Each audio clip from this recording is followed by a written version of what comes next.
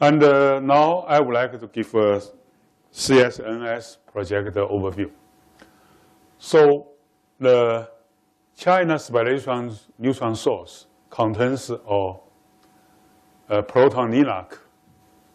At phase 1 is 80 MeV, and it will upgrade to 250 MeV. So at phase 1 is 100 kilowatts, phase 2 is 500 kilowatts. The proton goes to rapid cycling synchrotron, accelerate to energy 1.6 GeV. Then the proton beam hit the target. At the phase 1 is 100 kilowatts. So after Linac upgrade to 250 GeV, so the dynamic range of the ring will smaller and could produce factor 5 more powers. The design philosophy are the following. We build in the facility with the approved budget and the time schedule. So we have about $250 million US. So it's much smaller because US spallation neutron source is 1.4 billion. We only have $250 million. And we have to finish the construction within 6.5 years. And build an advanced facility with the upgraded potential. So we use the 100 kilowatts beam power at phase 1 with a minimum initial cost, low energy Linac, and high energy rapid cycling synchrotron. It could be upgraded to the 500 kilowatts at phase 2. Basically use the superconducting cavity to increase the energy of the Linac to 250 MeV. So because the ADS, which I mentioned before, already developed the technology of the superconducting for the proton. So the technology is ready, so we can upgrade the power of the China spallation neutron source quickly. And we must be using the proof technology to reduce the risk and developing the domestic technology to control cost. Actually, more than 98% of the components are produced in China. So this is the neutron source in the world. This is the time. This is the neutron thermal neutron flux. So this is the China spallation neutron source, and this is the JPAC US spallation neutron source. So people may ask why we choose Dongguan as the site of the China spallation neutron source. I think the decision was made 10 years ago. The idea was the following. We would like to optimize the distribution of the large research facility in China, not concentrated in the Shanghai and Beijing. And the Canton economy is very strong, development fast. So the scale of the economy 10 years ago already more than Taiwan and close to the South Korea. But the science and technology actually is much lower. So the economy is strong, and they have strong demanding to development science and technology in this area. So they invited us to build a spallation neutron source at Dongguan and provide large support, including the big match fund to the central government. Actually is more than 1-to-1. So they provide more than billion Chinese yuan to support us, and free land. And actually, the most important is they agreed to in charge the management of civil engineering because it's a big construction. We basically are physicists and accelerator engineers. We don't know how to deal with the construction company. So they agreed to take care the civil construction. More important, they will take care the deficit of the budget of the civil construction, if any. So now I think it is 200 million Chinese yuan deficit because many unexpected issues. So finally, is 200. Our original budget is about $500 million. So they have 40% deficit. So the local government take care of this. And the site of the Dongguan is here. So if we take a train, 70 minutes, the normal train between the Hong Kong and the Guangzhou is 70 minutes to the Hongkong. And in the future, they will have the fast train.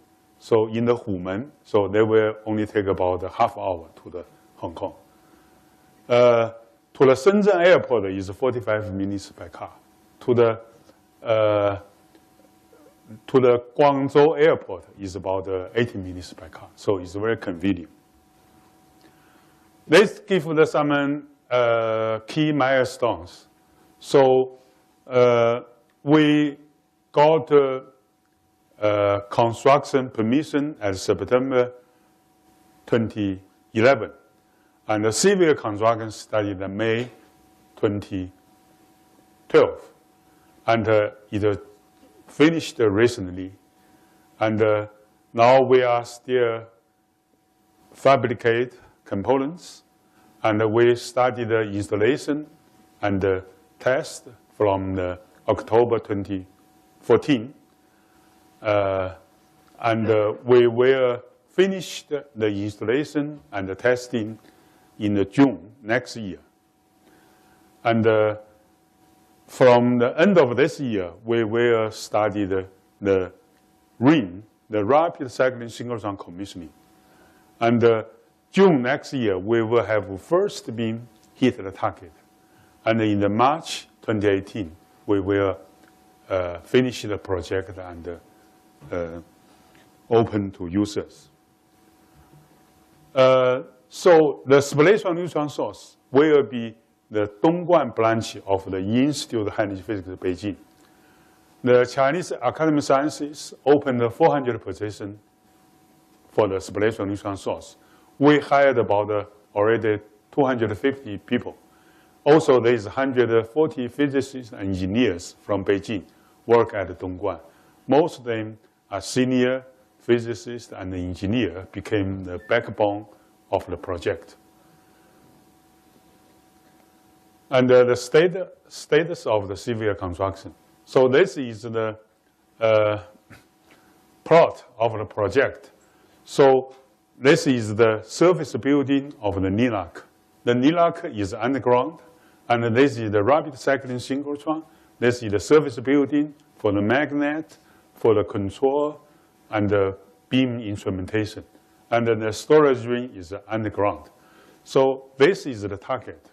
And both sides are experimental hall. So this is built by central government money. And this site is utility buildings built by local government support. So for the testing, for the ventilation, and so on. This is the transformer station, and so on. This site are the office and the labs. And this is the guest house and the canteen. So this is also built by local government money. This is the recent picture. So this is the Linac surface building target. This is the storage room, and those office labs already used 2 years ago. This is the Linac service building. This is the ring building. This is the target building and the experimental hall in both sides. This is the office building. This is the birth view talked at November last year. So you can see This is the lab and office. This is the utility. This is the place for the second target station. And in the meantime, is the barrack for the construction company. So this is the Linac storage room and the target and experiment hall. So at that time, the target is the hall still under construction. Everything is open. So now it's complete. Progress accelerator system. So this is the design of the Linac. So we have H- ion source.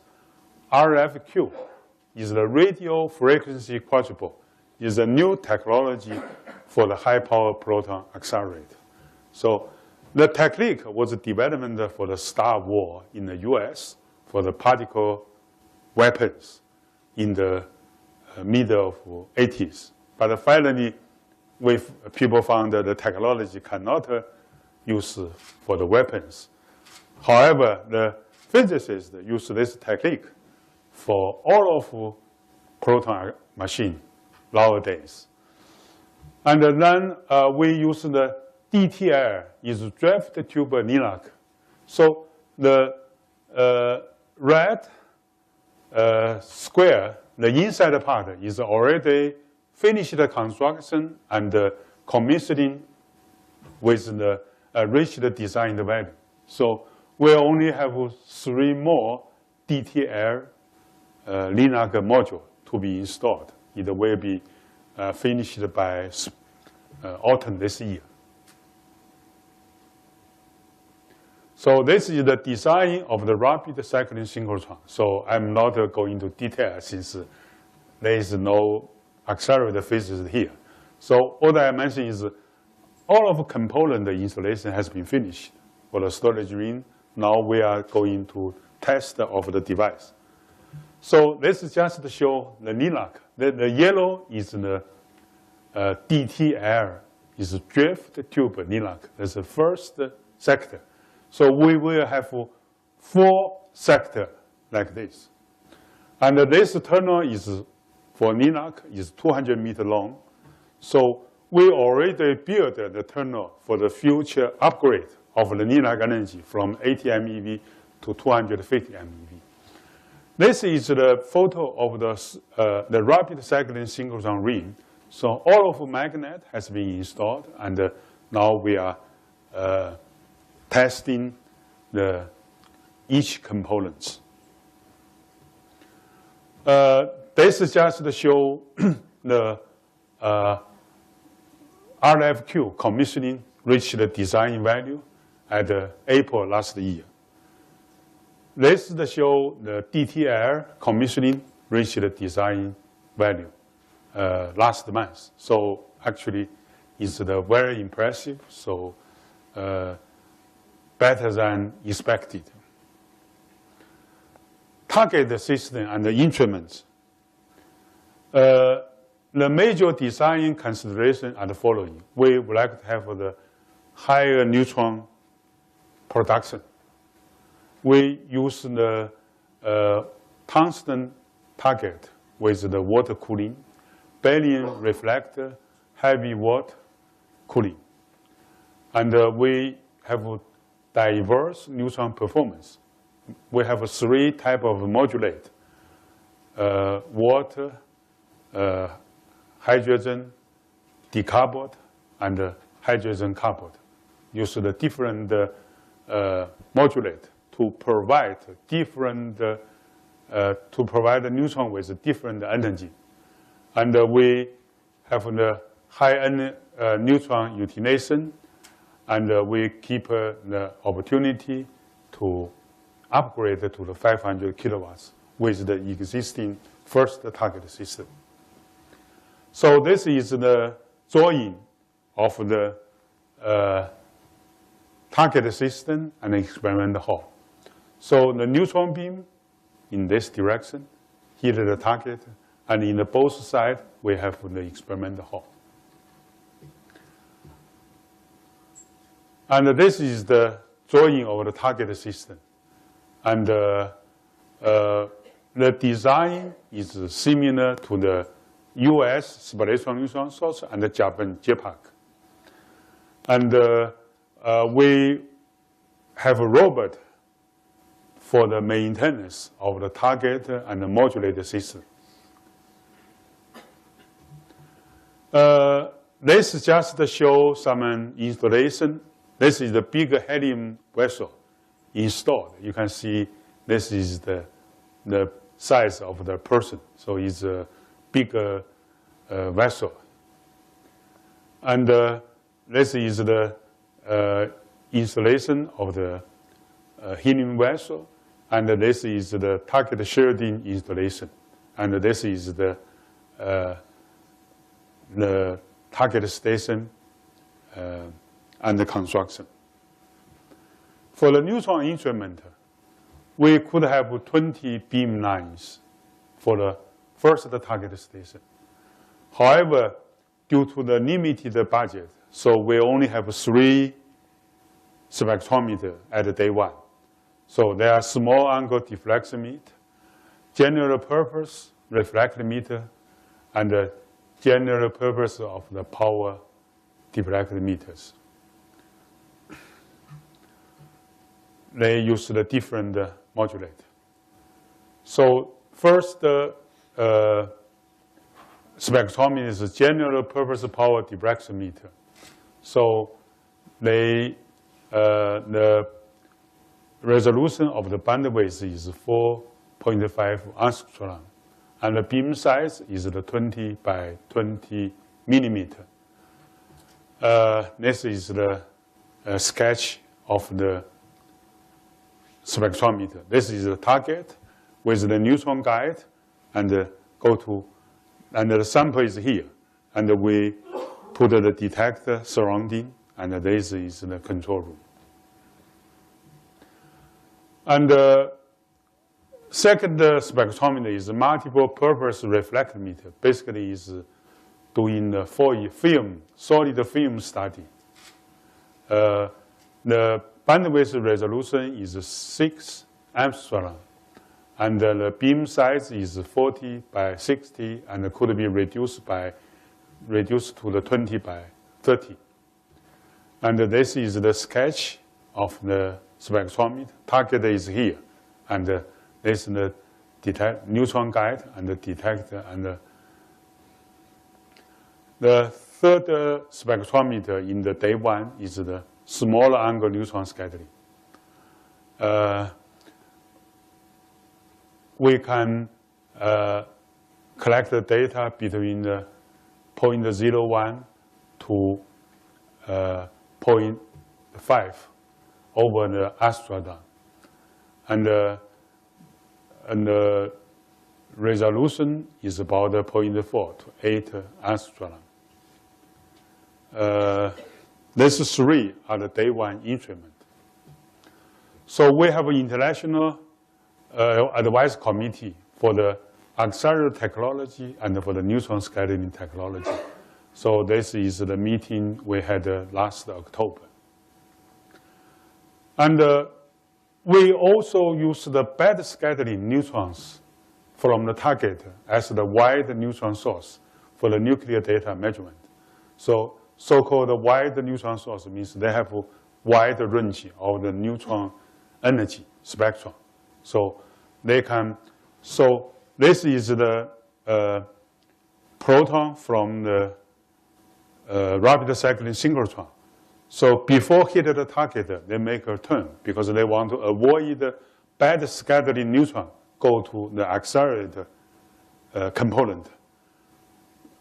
Then we build a tunnel around this direction to accept those bad scattering neutrons. I think this innovation idea is the first in the world. We can get the wide neutron source eventually is free. We are working to get more spectrometers. So one possibility is the lesson material genome project. So we are asking the 5 spectrometers for the in the spallation neutron source. so they can use this spectrometer for the material genome study. In addition, some of universities has interest to build the spectrometer, like South China University of Science and Technology. They are going to build high pressure spectrometers. And also the Dongguan Institute of Technology, they are going to build the stress spectrometer, material stress spectrometer, and the battery spectrometers. And some of other universities, like Beijing University, also think about those kind of spectrometers.